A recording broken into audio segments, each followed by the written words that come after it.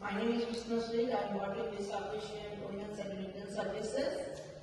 So actually, I am a long-time renter in this southwest area, and as a resident, I and many other of us have been concerned about the housing crisis in Toronto, indicated by the rise in homelessness and individuals and families who are precariously housed or underhoused.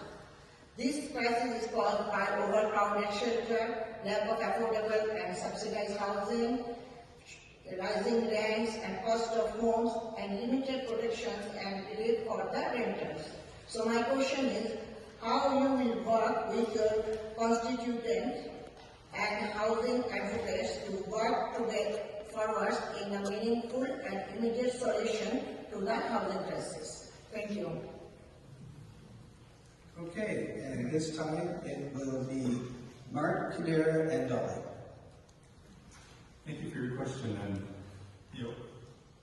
homelessness has been an issue for decades, and it's an issue that really frustrates me because you don't have to actually look very far for a viable solution.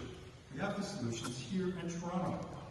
Organizations in Toronto that have successfully implemented a housing first approach, where people are provided with affordable housing along with the necessary and funded support in mental health services. It's an approach that works, and the Toronto Star did a great article about Finland, where they take that housing first approach and have virtually eliminated homelessness in a relatively short time. And I don't understand why we haven't been able to do this. It just boggles my mind because we're doing it. My eldest daughter works for the Canadian Mental Health Association, and she would tell you it works because she's a caseworker. The people are housed, and there's clients that have been there for 10, 20 years, and successfully living, and they're not on the street anymore. So the Green Party, our Housing First plan involves the construction of 60,000 new supportive housing units, and the funding needed to support the mental health system. Sorry, my mouth gets dry from the medication I take. Funding is needed to provide support in mental health services. And it's a cost. It's a cost of about $2.5 million over 4 years. But I think it's worth it.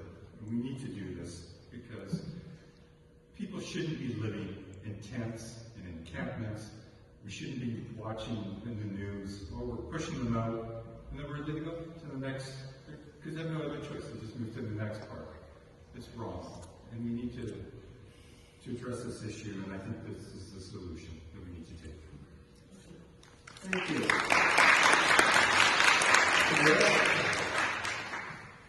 As I mentioned earlier, I spent time in this writing specifically as a renter and as a homeowner. So I have both perspectives. And I will say that as a renter, I think it's very important to have protections in place. Rent control is something the Liberal Party has committed to phase in. And personally, I had a landlord who wanted to up my rent by $175 a month, knowing that it's way more than the allowed amount. And she said it's because my child is using more hydro. So, and I said to her that, like, do that, you do on a lawyer, right? And she said, oh, well, my son might have to move in.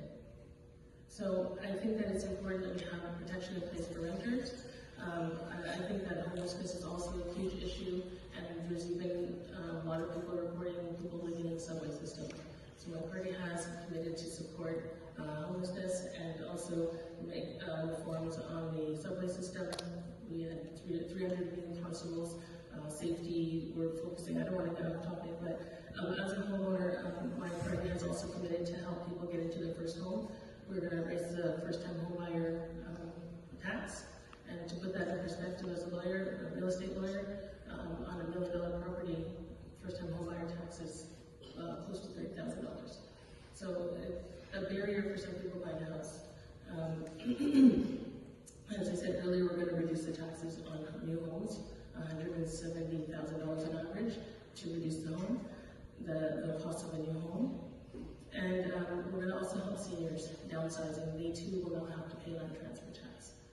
So we're doing things to help renters and homeowners get affordable housing. Thank you.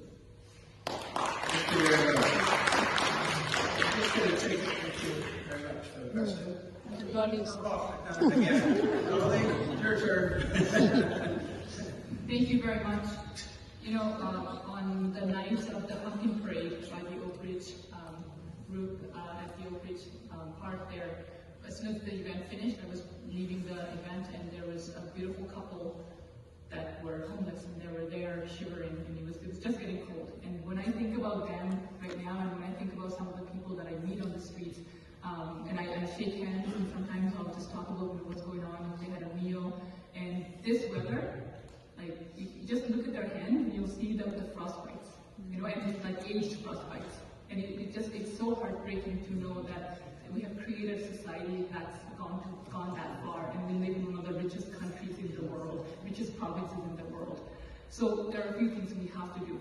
We cannot have people living on tents, and we have to have a housing first approach. And we also have actually the sample that Mark talked about. We agree on that specific points, which Finland has a proven a model that has worked, and we can do that. And that means the Ontario NDP, what we want to do, we want to have 300,000 affordable homes, and that's both affordable homes as well as ownership homes, so that people are able to have ownership of that.